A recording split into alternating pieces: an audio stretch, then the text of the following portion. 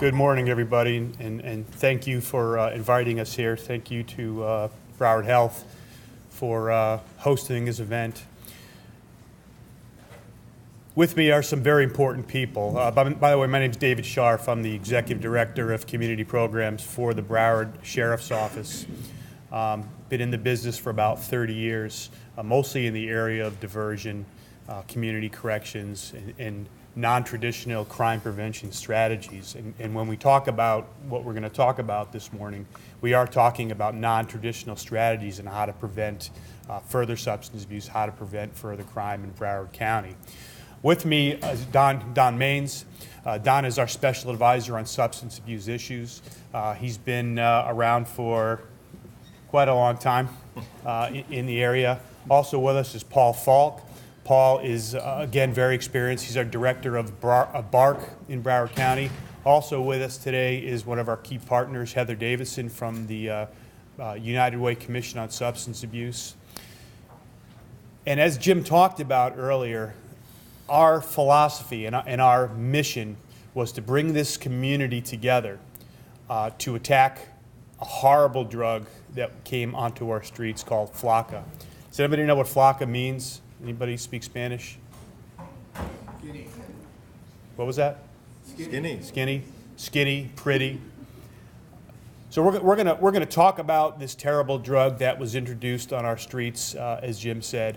We're going to talk about how this community and how different members of the community came together, how we convened a team of police, of special agents from the federal government, epidemiologists, doctors, emergency room physicians, clinicians, substance abuse counselors, how we all got together and sat down, put our egos aside, because a lot of us have some big egos in this business, you know that. We put our egos aside and we said, you know what? We have got to tackle this problem. And I'm very proud of this group, and I'm very proud to say on behalf of Sheriff Scott Israel, who put this team together from our standpoint, that we licked this FLAKA problem in this county, not because of the cops on the street, not because of the substance abuse counselors, because everybody got involved in the process.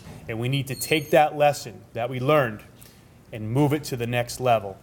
So we're going to take you along a very strange and interesting journey today, and we're going to take you along our portion of it and how we used education and how we used our community partnerships to really talk to anybody who was willing to listen to us about these terrible drugs that have hit our streets.